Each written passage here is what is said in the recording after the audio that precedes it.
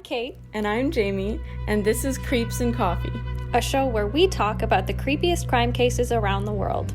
So, let's grab some coffee and have a chat.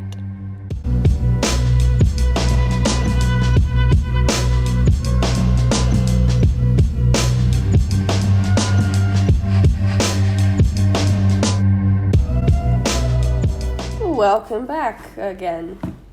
It's not Halloween anymore. Sadly. I wish. I was gonna say, when is this? It's November. Never mind. But hey, Christmas is coming up. Also Thanksgiving for our American listeners. Oh yeah. Happy not Canadian. Yep. Nope, not Canadian. Happy American Thanksgiving. Happy American Thanksgiving. It's also almost Black Friday. In November? I think so. Oh. I could be completely talking out of my ass here. I have no idea. I don't know. I don't have the money. For the longest time, I thought that Black Friday and Boxing Day were the same. That's fair. They're not. They're not. Apparently. Same vibes. Both shopping. I learned the meaning behind the names Black Friday and Boxing Day. And I was Wasn't boxing because of the boxes? You unbox stuff on Christmas? And No. It's because... okay, then please enlighten. It's because royal families, like in castles and stuff, would have like their Christmas feasts. Mm-hmm. And because they would make an insane amount of food because rich people are menaces to society, they would have a bunch of leftovers. And their gift to their servants and like their employees in the castle would be that on the day after, they could take a box of the leftovers home for their families. So they would box up the food. So that's why the day after Christmas is Boxing Day. Okay. And what about Black Friday? It's because it's such a successful shopping day that most businesses that provide products on Black Friday end up in the black. So they... Yeah. Welcome to Creeps and Coffee. I'm a wealth of useless knowledge. Yeah, wow. Thank you. I will not retain that knowledge, but it was nice to know now. Yeah. I did retain it. Don't know why.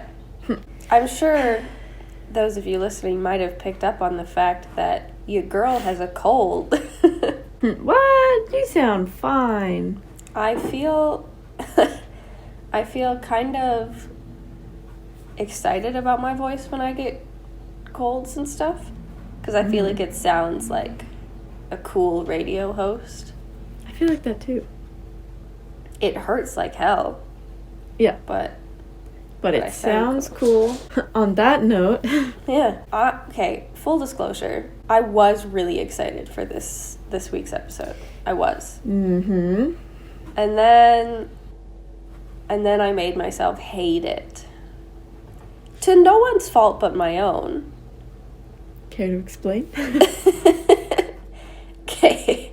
So this week, Jamie and I were like, let's talk about a conspiracy. Let's look at a murder theory. So we started talking about what's called the Smiley face murder theory. Obviously, we'll get into it. That's what this episode's about. But we started doing some research. We both knew a little bit, but we were like, let's get some facts, some details. So I watched a whole documentary. I did a bunch of reading. And this whole time, I was probably 5 hours into it. And I'm sitting there and I'm like, but the thing that I know about this specific theory has not come up yet. And I'm pretty sure that, it's not a solved case because they haven't even linked it all together. So I did a quick Google search, come to find out that I was watching a documentary and reading all of these articles on the happy face murder. What the fuck? And this week's theory is the smiley face murder theory, folks. So not the same thing. Why not? Why is it not? I'm so upset. We will do that as a different episode because you put in so much work and effort. I feel like it should. I took so many notes. Yeah. I was so prepared. Like, the most well-prepared I've been for any episode we've done. And it wasn't even the right goddamn theory. So on that note, I want to explain the different ones, not to be confused with. May I? Please. Which I wish I had written before you did this. Me too. So we are working on today the smiley face murder theory. Meanwhile, there is the serial killer called like the smiley face killer who used a smiley face symbol on his letters to police and prosecutors, Keith Hunter Jefferson. Jesperson. Jefferson. Yep. Jefferson. Gypsum mines. There's also a different serial killer, Robert Lee Yates, who used plastic bags with a smiley face printed on them to cover the heads of his victims. Also a different guy. Surprisingly, I did not stumble on him. Good. just gypsum boy. And then, so ours isn't necessarily a specific serial killer. It's just a theory created by two retired detectives. There's also a movie loosely based off of it. It is a 2020 American slasher film called Smiley Face Killers. And there is also a 2019 docuseries called Smiley Face Killers: The Hunt for Justice. And I couldn't find either of those documentary type things. Yeah. I had to find Keith Hunter Jesperson. Mm-hmm. Good job. But anyway, I'm over it. I don't harbor any negative feelings or anything. Mm-hmm. So what I had known before, which I was lacking in the research I did, was that the smiley face murder theory, like Jane pointed out, is a theory that two retired detectives, Kevin Gannon and Anthony Duarte. I'm going to mess up those names. Yep, absolutely, which is why I'm doing this part. So Kevin and Anthony came up with this along with Dr. Lee Gilbertson, who was a criminal justice professor and a gang expert. What's that, by the way? Because that to me just sounds like you're in a gang. Or you were in a gang and now you just know what they are. No, so he's like a research professional that works kind of like, you know how FBI has like the behavioral analysts? Good cover. Wink, wink. Exactly. He's not in a gang, guys. Absolutely not. It sounds like something somebody in a gang would say, Dr. Lee. Bum, bum, bum. Anyway.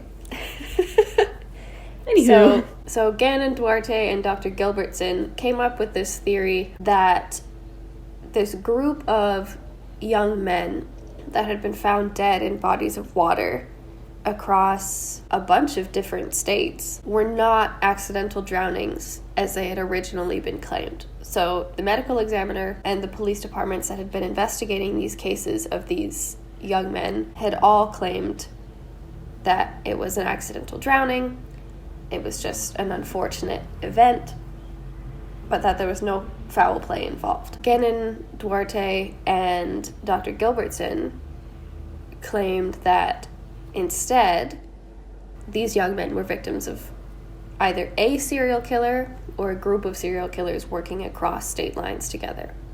Mm-hmm. So they looked between the late 1990s and like as recently as like 2017, I think, looking at 45 college-aged men who had been ruled accidentally drowned over 11 states.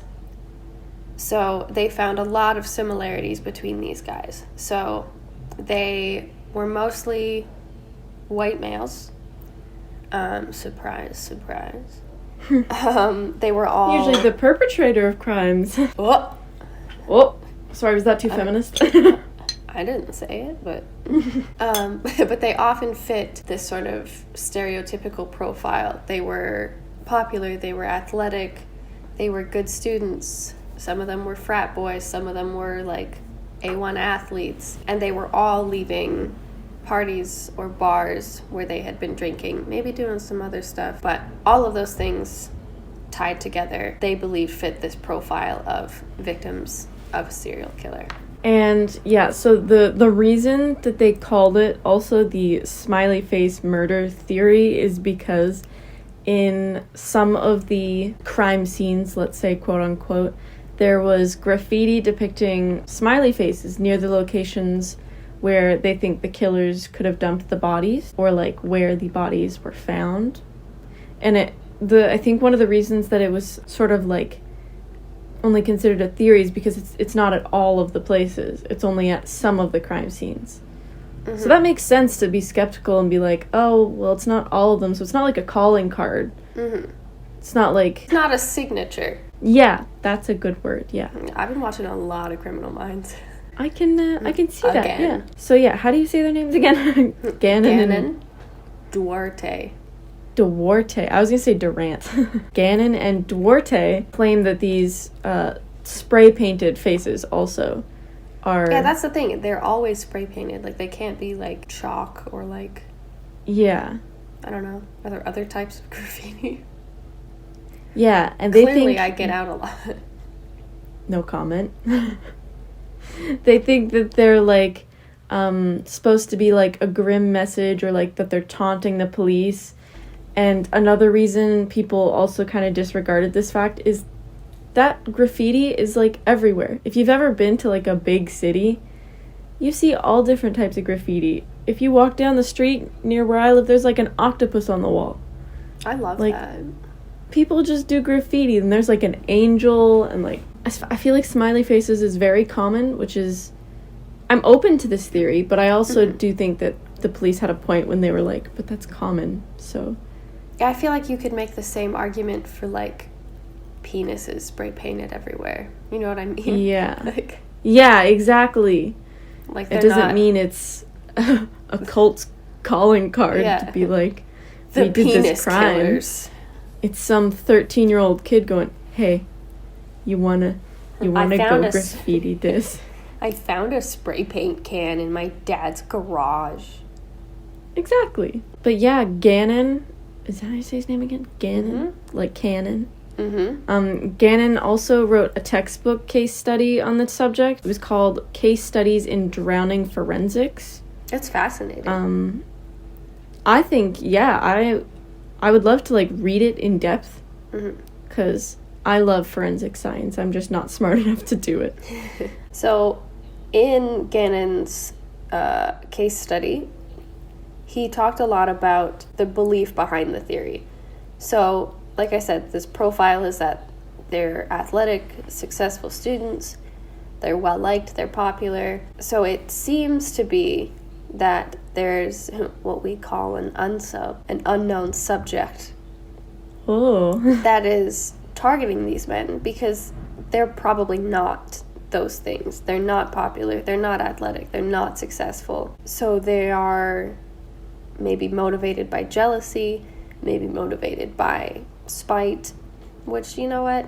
I don't condone murder, but I understand being motivated by spite. I get it. Me too. So what sort of led them to this thought is that it wasn't always just alcohol found in the systems of these men that were believed to be accidentally drowned.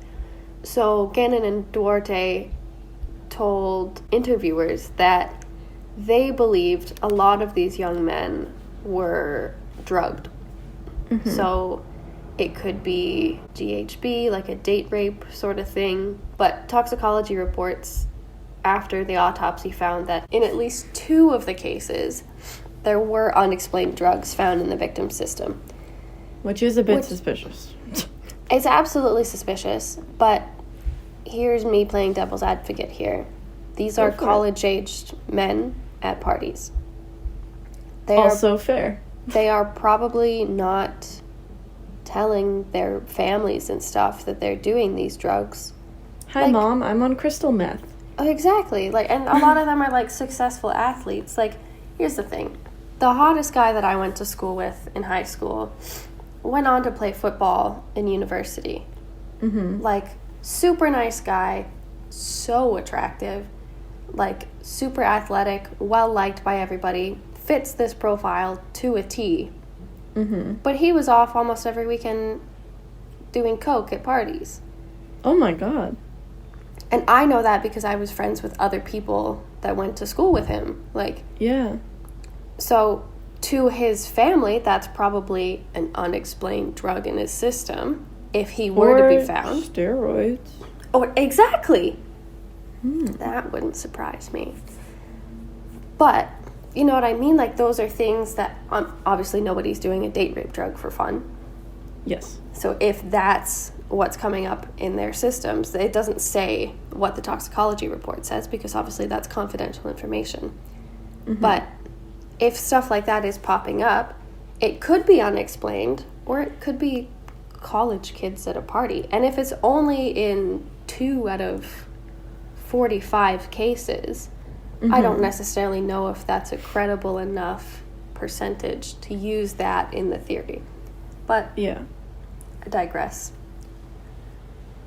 I mean, I also do, like, I definitely see the skepticism in this, but also how common is it to have multiple dead white college male students drowning accidentally after going to a party and ingesting alcohol and or drugs? How common is that? Like, I didn't think it was that common to say within, like, 20, 30 years, 45-ish dead bodies. I don't know, it just tweaks a little something, like, not necessarily it's a serial killer, because that's also a long time for a serial killer to be active. But maybe there is something suspicious going on. What are your thoughts? My first thought is that you said drowning. Drowning? Oh, wait, what is the... Well, one has a D in it. How do you... Drowning. Drowning? Is it a Canadian accent, or am I just dumb? I think it's a maritime accent. Because you said drowning. I just wanted to point that out because that made me laugh. I'm gonna move. I am gonna move. Yes, you are. Not that Alberta's much better, but... Hey, Albertan. Yeah, Albertan. But my other thought is, like, it definitely raises some red flags because, like, I was saying this to you yesterday. So Jamie and I were talking about this last night when we were planning out the episode. I was watching the reboot of Unsolved Mysteries when it was on Netflix because, first of all, that show was incredible in its heyday. So the fact that it's rebooted, I'm so pumped. The fact that there's 2 seasons now, oh, so happy. But there was one episode, I think in the 2nd season, where this woman left after church, like after a church meeting, and just, if I'm remembering this correctly, fucking walked across the highway into a river and disappeared. And that's what the police said, though. This, like, poor woman went missing. Her family wants answers because obviously something has happened. And the police are like, no, she walked across the busy highway, down the riverbank, over these rocks and mud, in heels, and just walked into the water. Rule her death an accidental drowning. Sure. So, like, it's not uncommon, clearly, for police to be like, yeah, they drowned. And police also aren't always right. No. Like, sometimes, yes. But sometimes cases are swept under the rug, or there's a bias, or racism, or people don't care, classism, sexism. There's lots of reasons, like, cases go unsolved, like, lack of resources, not enough money, like... Well, that's the thing, and it's not that I'm defending the police here, don't get me wrong, because it's a flawed system. But there's a lot of situations where it's not necessarily the police's fault that they can't solve the case. But like Jamie said, there's not enough resources. There's not enough being allocated to them to give them the tools to properly solve this case. Because you can't solve a case on speculation as much as you might want to. Yeah. You need hardened evidence. You need to prove beyond a reasonable doubt that it was XYZ. And sometimes you just don't have the opportunity to do that. I think this might be in some of these cases, I think that's why they were ruled accidental drownings. Which is really sad. It's so sad. Because it's like, imagine being the parent, the child that you love, that you took care of, hopefully for like maybe 18, 19 years, hopefully treated well. You're so proud they got into college, you maybe paid for their tuition, all of a sudden for them to just accidentally drown and the police just say, case closed, like, that's it. And you're like, ugh, I don't know, that would just crush me. Just the thought of it breaks my heart. Yeah. And, like, we talked about this in the Halloween episode. I'm terrified of water to begin with. And to think of my kid just, like, getting super wasted at a party one day and, like, ending up accidentally drowned. Oh. You would never be able to take a bath again. No. And I love baths. I know. I also wanted to add, I got a lot of this information from Wikipedia. Because there wasn't, I know that's not a super reliable source, but there was not a lot of information on this. I will follow up with that for anyone who has concerns. WikiHow. That I went through, so we have a Google Doc that we share. Yes. Where we, like, go through the information. I went through all of the stuff Jamie had found and cross-referenced the sources. So it's all good. It's not just... Yeah. There's also, I also took some notes from, like, the New York Daily News, CNN. Oxygen, which is a true crime website. So, like, there's other sources. It's okay. Yeah. Yeah, so another kind of compelling argument that I found for the case, oh my god, I feel like I'm in law class, like, arguing my point. I know. Is this the state of remains. I thought was really interesting because Gannon and, how do you say his name again? Duarte concluded that the victims' remains were inconsistent with the original investigators' conclusions, which I thought was a little weird. So it says that they, like, died from an accidental or undetermined drowning. So one example. Bullshit. That was beautiful. Thank you. So one example they give is 23-year-old Dakota James was found by police in the Ohio River, and it said his body had experienced minimal deterioration, but he had been missing for 40 days. So where was he for those 40 days? First of all, okay, I want to dive into this before we talk about the next example. So he'd been missing for 40 days. Let's say it is an accidental drowning. Let's say it happened the night he went missing, he drowned, whatever. That you do not experience minimal deterioration if your body has been in water for 40 days. That's over a month. Like, I get all pruny after being in the shower for 20 minutes, like. But it's not just like, like, your skin gets all pruny and shriveled. It starts to discolor. Your fat cells basically fill up with water and turn into, like, spongy, gross thing. Like, your body gets bloated because it's filled with water. There's going to be fish. There's going to be animals that are, like, bugs. Stuff that are as disturbing as it is, like, feeding on your body. You're not going to experience minimal deterioration, even if it's like one part of your body in the water, which is not how drowning works unless that part of your body is your face. Yeah. But that's a whole other... I was reading a story once. Sorry, this is a slight side note. It might have been Dyatlov Pass. I don't remember. But some guy that went missing in the water, and they found his body face down in the water, and the fish had eaten his tongue. Oh, that's nice. It's a delicacy. Sorry, I just had to... It's okay. But yeah, so that was definitely an interesting, like, question. And also it's like, okay, maybe he didn't drown on the first day.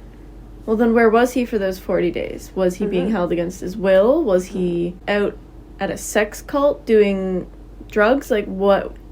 There's still something to be said about him being missing. And unfortunately, we probably will never know where he was because he's not around to tell us. That is true. And another example that the two men give is that, so there was a 24-year-old, Tommy Booth, who went missing, and his remains were found in a previously searched creek in full rigor mortis, which it says normally, how do you say, dissipates within 24 to 36 hours after death, but he was found after 2 weeks. In a river that had been, or a creek that already had been searched by the police. Again, where was he? Where's this missing time? It doesn't really add up. Maybe these two are just straight up from being murdered, and they're not connected to this theory at all, but that's still something that the police should investigate, or that isn't a natural accidental drowning. Well, I think that's the thing that, like, in all of the discussions I was reading on, like, subreddits and, like, discussion posts and stuff about this theory, people forget to mention that, like, even if this is not the work of a serial killer, some of these young men were straight up murdered, and no one is talking about it. It doesn't matter if it was a serial killer. This is suspicious. And, like, they deserve justice, even if it's not tied to a serial killer. They deserve answers. Their family deserves answers. Yeah. Like, that's so messed up. That's kind of sad. Not kind of, that's sad. It's very sad. But unfortunately, like we've said, these retired detectives have not been taken seriously by the police and other investigators, and that's why it's technically only called a theory, because they're not legally allowed to open an investigation and stuff. Gannon basically said, like we've kind of talked about, that they believe that these young men are being sort of lured away by an unsub, being abducted by people at these bars, at these parties, that they're being held for a period of time and then thrown to the water. Whether that's them being drowned there, being killed somewhere else, and their bodies being left there. Because, like, some of this seems staged, like talking about Tommy Booth. Like, his remains were found after it was searched. There's the story of 22-year-old Todd Gieb, who also was found in a previously searched lake 3 weeks after he went missing, where his head and shoulders were sticking out of the water like he was going for a swim. Dead bodies don't do that. End up like that. Yeah, that doesn't make sense. No. There's also the case of 21-year-old Chris Jenkins, who was found 4 months after he disappeared. They found his body in the Mississippi River, floating on his back with his arms crossed on his chest. See, that gets me. That makes no sense. No, that's if I was a police officer and I seen that, that straight up tells me somebody put the body this way. That is a murder or killing. There's no dead bodies, I guarantee, that look like that unless it's done on purpose or they're, like, in a sarcophagus. Like, come on. It's a well-known sign of remorse for killers to cross their victims' arms on their chest. Like, that's, if you do any research into forensic psychology, any research into behavioral analysis, a murderer who is showing remorse, even though, like, I don't know how you can really be remorseful after murdering someone, but these are psychopaths. They will cross the arms, they will close the people's eyes, they will clean up the body. 4 months after he's disappeared, this kid shows up with his arms crossed over his chest. Do you think he's been floating down the Mississippi River like that for 4 months? Absolutely not. How does that not raise red flags? Like, I'm not fully judging the police departments, but I am a little bit. Yeah. And it's like, okay, it may not even be the same killer, This one, like we said, seems to show some remorse with, like, the arms crossed on the chest compared to the others, where there was no guilt-seeming placement of the body. It was just, this was in the river, his head was sticking out, stuff like that. So it could be multiple murders. Maybe that was an accident, but they just didn't want to go to jail for murder. And so they were like, like, not my Uncle John. I'm just gonna throw him in the river. Sorry, man, I didn't mean to hit you over the head with a paint can. But yeah, they've got, a lot of these cases have these different outcomes. There's different time periods that these men are being held, that sort of thing. Oh, I know what I was going to say. Okay. You also have to think, like, I know you were making a joke about, like, oh, Uncle John, sorry, I didn't mean to hit you, like, but you also have to realize these are young, like, early 20-year-olds at parties. Like, these are athletic men, testosterone flowing. I'm sure there are at least a couple of these cases where it was a stupid drunk fight. Somebody looked at somebody's girlfriend the wrong way. Somebody said something about a sports team the other didn't like. Testosterone's flying. And it probably ended in an accidental hit that was a little bit too hard. Somebody got too handsy. Exactly. But I mean, that also makes sense. Like, that's not the work of a serial killer, but it's still manslaughter. Like, it's still... True. Can still go to jail for it. Exactly. It's still something that needs to be talked about and figured out. But if these guys can, like, prove even further, like, without a doubt, that there is a smiley face serial killer or a smiley face murder group, I would be very interested in learning about that also. I think we just need a bit more.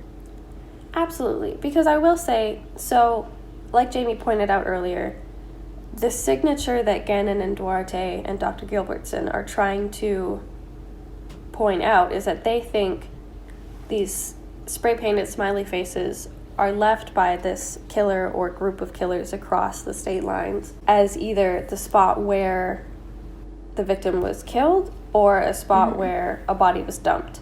So originally, like, where it would have, like, been dumped in the water, and it could have been found further downstream. Like, water moves things, obviously. Yeah. But that the smiley face, when you do a wide search, you'll very often find a smiley face. But I think it's another compelling. Thing to add, sorry, No. I just want to say another thing to add about that is I said often in big cities and stuff you see a lot of smiley face graffiti, but also putting in consideration which states were these in. Were these smiley face graffitis in big cities where it's common, or were they more on the countryside where it's actually not as common? I feel like location is also important, and I don't think we have the exact locations of the crime scenes, so we can't really tell, but the police can tell that. Yeah. Well, I think Sorry. that's absolutely right. And, like, I don't know, I know this is the fundamental aspect that links this theory and makes it a theory, but I think this is the part where I'm hesitant. Give me more. Yeah, because they've only found smiley faces in 12 of these 45 cases. Which is not a lot. That's not even half. Like, Yeah. that's not, statistically speaking, that is not significant enough to make a case. And I have to agree with the police here, as much as I hate to say it. Yeah. The police have said in interviews, because obviously people are talking to them about this stuff, but they've said that, like, it's not an unusual symbol. Like, if you open up a wide enough search area, you can probably find a smiley face somewhere. It's like I made the joke about before. Like, you'll probably find a penis. You'll probably find, like, a tag from a specific graffiti artist. Like, it's really not, it's not the aspect that should be focused. Like, but, like, the smiley face aspect is not what we should be focused on. It's solving these individual cases and seeing if the timelines add up. If, like, we know the profiles of the victims add up, we know that's what this potential unsub or group of unsubs is looking for. Yeah. But the smiley face link, I think that's the weakest part of this whole argument. Yeah. If you ask me. I did. Yes, you did. Also, every time you say unsub, it makes me think you're talking about incels. So I'm just like, Oh, right? I'm sort of following. That's very reminiscent of my student describing bloodhounds as hellhounds. Also, I wanted to tell you, and you can keep this in the podcast if you want, because this is our shortest podcast yet. I always listen to our podcasts, because I'm weird like that, and I always listen until the very end, because I want to make sure I listen to every second of it, and in one of them, I heard you put in, like, an extra credit thing after the thingy, and it was, like, a funny thing. I loved it. Have you been doing that this whole time, or is it just that one? Because I didn't hear it any other time. two of them, I think. Because I was like, oh my god, this is amazing. I would like you to do it every time. Anyway, yeah, sorry. Continue. I definitely got us off track there. Right. I don't think there's much else to talk about. Just a few more points, right? Maybe. I think just sort of our theories on it. I want to believe it. Because it definitely seems suspicious with how similar all of the victims are. And I don't know, it just, my intuition tells me something funky's going on. It may not be a serial killer or, like a group of cults or whatever, but I do think there's something off, and I don't think that they're all accidental drownings. Honestly, out of, like, the 45, I'm thinking maybe 5 of them were accidental. Because, like, how often do you hear of accidental drownings of athletic young men? Yeah. No, I agree. I think it's not a significantly common type of death. I hope it's not, anyway. Me too. As someone who is perpetually clumsy and can't swim, I will tell you guys right now that if I come up accidentally drowned, that's probably what happened. Yes. But if I come up accidentally drowned, as someone who swam my whole life, was a swimming instructor, and trained to be a lifeguard, I did not accidentally drown. Someone killed me. Like, definitely check that. So now we know. When one of us gets murdered, kill me, it's up to our listeners. If you kill me, Kate, at least don't drown me. Find a different way. I would be smarter than that. I know you would. But no, I agree. Like, it's really not all that common, and for it to be all the same type of people that it's happening to.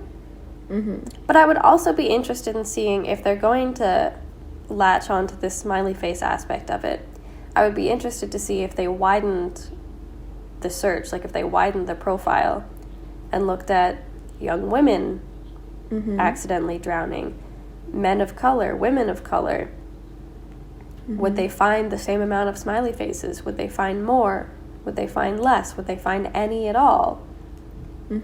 Because then, depending on what they find, that could give more credence to the smiley face aspect of it. Yeah. You know what I mean? Should also think about whether they necessarily, the police initially investigating these crimes, if they noticed or thought there was any significance towards the graffiti. Because if they didn't, and they didn't say that there was, like, a smiley face or whatever, if the police later want to go back and investigate the crime scene again, or, like, revisit the case, what if the graffiti's been covered up? Yeah, there's no way of tracking. There's no way of knowing, which is also, I think, another thing that should be taken into consideration. The police department, are you taking notes? Yeah. The investigation bureau, are you listening? Listen to us. Do you want to hire us? Bachelors of Arts. We have no prior experience. None at all. But we like true crime, so. Yeah, I think we've gone over most of the points that are significant and relevant to the case, but there is one other thing I wanted to discuss. I think I read this in an article that was a response to the case study that Kevin Gannon and Dr. Gilbertson wrote. Mm-hmm. And I thought it was a really compelling thing to sort of discuss, and it was about the victims in general.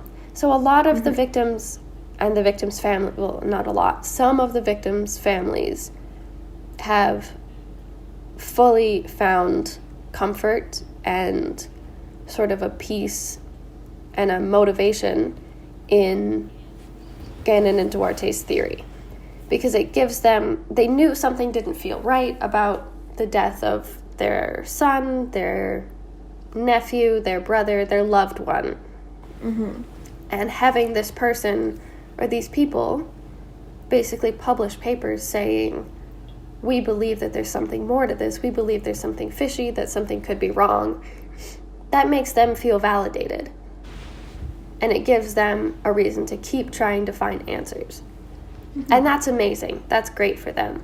But I think we also have to realize that these are 45 families. The majority of them just want to move on. Mm-hmm. They have come to terms with this accidental drowning ruling. Mm-hmm. They don't want to keep doing autopsies on their loved ones. They don't want to keep talking about how they died. They want to be able to put them to rest. And I think what's shitty about theories like this that sort of get latched onto on the internet is that people think they have a right to keep bringing it up and to keep telling these police officers that they were wrong and that they need to keep investigating. And there's so many of these people that are consistently telling these families that they need to, like, that they're basically disrespecting their family members, or that they're, like, that they don't care enough and stuff like that. Like, these people just want peace. They don't want to be linked into this serial killer theory. They just want to put their loved ones to rest. Mm-hmm. And I think that is such an important thing to note when you talk about something like this, is that this is all a theory. That's what it is. And some of these families agree, some of them don't. The ones that don't, leave them out of it. Like, they don't need to have their family members dragged into it. They don't need to have the cases and the details discussed. Like, that doesn't help anybody. It doesn't help them. It doesn't help the loved one that has passed, because it's not going to bring them back. Having full-fledged discussions and arguments isn't going to bring back these lives that were lost. The thing that needs to be talked about is that they were lost in the first place. And that's shitty, whether it was an accidental drowning or whether it was a murder. And if that murder was an individual, if it was a serial killer, if it was a group of serial killers. The thing that's important about all of this is that people need to give respect to the families. They need to respect the families' wishes. If they don't want their loved one involved in this theory, don't involve them. Mm-hmm. You know what I mean? Yeah. I just think, like, the true crime community as a whole can be so toxic sometimes, because, like, there's not as much empathy. It's like they feel like they're, like, these internet sleuths feel like they're reading stories and solving fictional stories, but these are real people whose lives were lost, and that their loss has left an impact. If someone doesn't want the details discussed, if they don't want to keep bringing it up, like, just because you're interested in a theory, or just because you're interested in a murder, like, that doesn't give you the right to go out of your way to harass these families, to make these ridiculous claims. Like, and I'm not just talking about this case in general now, but, like, all of them. Like, the families don't owe you answers. Exactly. I'm gonna get off my soapbox now. Yeah. I think this is a super interesting theory. I think there's some merit to it, but I also think it is what it says. Like, it is a theory. It's not proven. It's not a definitive fact. But there's something to be said that some of these cases are a little suspicious. But hey, that's just a theory. A true crime theory. Shut if anyone the fuck gets that up. reference. Shut up. Do you get it? Yay! Stupid. My niche audience will understand. But Yeah. yeah, if you guys want to... Do you have anything else to say? I don't think so. Okay, me neither. I was going to say if you guys have anything else you want to discuss, or if you want to... Let us know what you think. Yeah, like, what you guys think. You can email us. Mm-hmm. You can message us on Instagram, or you can tweet us. Mm-hmm. I think that's all of our social media. Is there anything else? I don't think so. You can hop onto my Twitch stream and talk to me about it, James0727 on Twitch. I'll I probably will be there gladly too. talk. Yeah, exactly. We'll be there anyway. Yeah. As a final side note, I would like to shout out Forrest from Astonishing Legends for following me on Twitter. Follow me on Twitter. No. Also, psychic medium Jim Hunt, formerly of Knock Knock Ghost fame, for following the podcast and me on Twitter after giving me the most incredible reading I've ever received. Well, also the only reading, but one that made me sob. I can attest to that. She called me crying. I absolutely did. But yeah, we've on got... Halloween night. Yeah. But we've got... I don't know, I just, like... We're only 11 episodes in, and to have connections like this and, like, support from people like Astonishing Legends, like Jim Hunt, I don't know, it's just really nice. It's very promising, and I'm excited to keep this going. Yeah. Yeah. Go follow us on Twitter. Retweet everything, please. Please, because currently the only person that does is Jamie. Yes. Yeah. Gotta support myself. If no one else will. Yeah. All right, friends. Thanks for listening. Let us know what you think about the smiley face murder theory and not the happy face killer. Correct. That could be a different episode. It will be. It will be. All right. Have a good rest of your week, friends. How do you say goodbye in French? Au revoir? There you go. I was gonna say adieu. No. Au revoir. Ciao.